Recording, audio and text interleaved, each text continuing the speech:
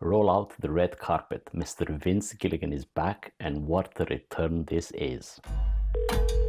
Hi, Carol. Thank you for calling. Yep. This must be so bewildering for you. Completely up to you, of course, but you might want to stick close to home for the next few days. If we can help you in any way, please let us know. We can deliver food, medicine, whatever you need. We are here for you. Rest assured, Carol, we will figure out what makes you different. Figure it out. Why? So we can fix it. So you can join us. Now, this is a review of the first 2 episodes of Pluribus, so please, there may be some spoilers. If for whatever reason, and honestly there is no good reason, that you have not seen the first 2 episodes, click away now, I won't mind. Now, for those who do have watched them, congratulations, you have chosen very well. So let's talk a little bit about Pluribus. So this is the latest creative child of the mind behind Breaking Bad and Better Call Saul. And I have to say, so far, it has really, really great potential to be maybe as good as those 2. We'll have to see, but it looks really, really strong to start with. The story here follows Carol, which is played by Rhea Seehorn, which we've recognized her from Better Call Saul, where she plays that methodical and ruthless, quietly ruthless lawyer that is, let's call it, Saul's sidekick, let's call it. So here instead she plays a sort of successful novelist who writes fantasy romance books. Books that attract a very loyal audience, but mostly women at different stages of a life crisis.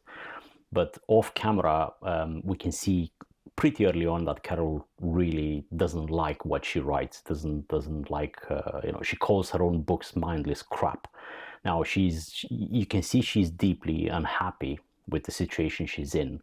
And this actress, Rhea Seehorn, she's really good. She has this gift of playing these characters that have a controlled fury just simmering below the surface, and you can feel that tension even in the quieter moments. Even when her best friend and manager Helen tries to calm her, comfort her, or guide her, you can see that she's ready to burst into rage. Now, across the world in a lab, an experiment goes wrong. A mouse escapes, bites a scientist, and infects that scientist with something completely unknown and unexpected. The science has a brief seizure, then returns to life, all shining and smiling. Now, soon this virus will obviously spread across the globe, as we've seen in the trailer, but instead of turning these people into mindless zombies, it turns them into happy, peaceful human beings. Now, when the infection finally reaches Carol, she doesn't get sick, and because of that, the infected treat her like royalty, because they genuinely don't know why she hasn't been infected. And this default of the infected is funny, because by default, toward the unknown, they will treat it with kindness because they're happy people. They're happy zombies. And that's the hook, as the posters and trailers say, Carol might be the most miserable person in the world, and she has to cure humanity from happiness. So there's always that, you can see this is a brilliant premise. It's typical Vince Gilligan. It allows the story to go in any direction. It's grounded science fiction with a little bit of social, well, not a little bit, quite a bit of social satire, just like Vince Gilligan is so good at doing. Now, in regards to the visual, if you've seen Breaking Bad or Better Call Saul, you'll recognize this signature immediately. It's that, those perfect framing, long, deliberate shots of people doing mundane things like, walking or digging a hole or picking up groceries. It also has those quick, sudden cuts to move the story along if needed to, or show you a detail or tell you something about the character. And all of this, there's a lot of moments when there's no dialogue, it's just things happening. So it's typical Vince Gilligan, but when you do have text, it's rich, it's very well written, has subtext, a lot of clues and Easter egg, mixed with that pure visual storytelling that we've seen in Breaking Bad. Remember, Breaking Bad has had beginning of episodes that were a full 10-15 minutes of no dialogue, just things happening that will be linked to the storyline, and this is the same here. The biggest difference is the genre. Pluribus is a sci-fi rather than a crime drama like the other two creations of Gilligan. But there is no spaceships or aliens here, at least not yet. And I don't think they will be, because the people infected with this virus, they don't know why they're infected. We get a hint at the beginning of this signal coming from outside this planet, but we never get to see what has happened, what that is, or who sent that signal, because the world already gets infected immediately. So the world that we see in the show feels entirely believable, and that's just because the writing of the series sets the rules of this sci-fi and sticks to them. So Gilligan understands that with any sci-fi stories, you have to build the world, and you have to tell the audience what the rules of this sci-fi world are, and then make sure your story fits within those rules exactly. You can expand those rules later, of course, but it's risky, and you have to do it carefully, and it needs to be justified, or the audience won't believe it. It's like, why are you moving the goalpost in the middle of the game? So what I mean by rules is the rules of the world. So, for example, the rules of this world that Gilligan has created are some of them. The virus makes everybody happy, so we've seen that, but it also links somehow all the infected minds and allows them to share all the knowledge and memories instantly between themselves, kind of like a distributed intelligence. So, for example, a 10-year-old child can perform heart surgery or fly a plane. So society becomes efficient and harmonious, and everyone shares all knowledge equally, but also shares all their secrets, and their deepest secrets, they're all shared between everybody. So another rule is, for example, the infected can't hurt anything or anyone. Or another rule is, which is also generates conflict, is that if an uninfected person like Carol, lashes out at one of the infected people, every infected people in the world has a sudden seizure, all of them at the same time. So this can essentially mean a threat to other humans, because there will be, people flying a plane or driving a car that will suddenly have a seizure and potentially kill other humans. So this setup is dark and funny, and it creates this conflict that will automatically generate issues for Carol, because she's the one that loses her temper all the time. And just like anybody else in her situation, they will lose their temper, because it's so weird to awaken in this weird world, this suddenly happy world.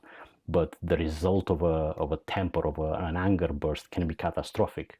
So people, even though infected, they can actually die during those minute-long seizures. And that is why, this is a clever setup that creates both external and internal conflict. Another thing is that the infected refer themselves as us. And because of this distributed intelligence, they're efficient, they're cooperative, and they're calm. Almost like the synths in Alien, or reminding me of the humanoids in the TV series Humans, which is brilliant, by the way. You should watch it. I think it's on AMC in the US or on Channel 4 in the UK. It's called Humans. It's very good. Anyway, the infected in Pluribus can, because they have this shared intelligence, distributed intelligence, they can immediately fly helicopters, arrange, repair car engines, save lives without hesitation, because of that shared knowledge. So it's fascinating and unsettling a little bit at the same time. In episode 2, Carol learns that she's not the only one infected in the world. There are 12 others scattered across the globe. Now, she decides to meet them, and unlike her, they've adjusted to this new reality, or at least they have, from what we've seen in the first 2 episodes. They still have family. That's the difference. They still have family, and even though those are infected, it does mean that they will never argue, they will never disappoint them, or they will never disobey them. So that has a sense of comfort that is given to these other non-infected. So that setup is just one interesting angle of the series. Ask the question, what is happiness? What does that mean?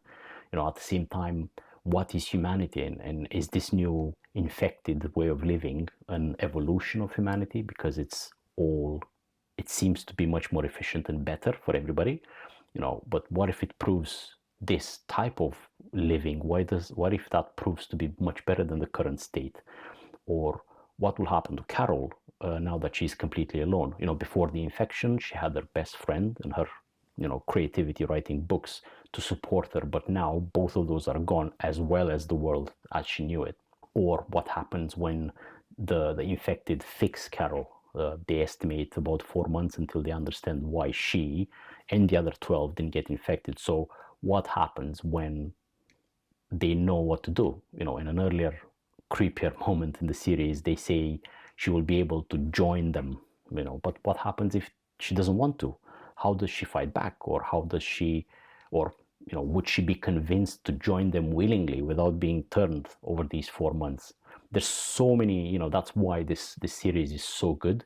It's layered, it's unpredictable, and it's just bursting with ideas. It can go in any direction. Gilligan created this world that it's so expandable that it makes it unpredictable, and it can logically expand in any direction and be thought-provoking at the same time. This is shaping up to be one of the best series of the year, and I'm all here for it, to be honest. I will be reviewing each episode weekly, so don't forget to subscribe and stay tuned, and I'll see you next week.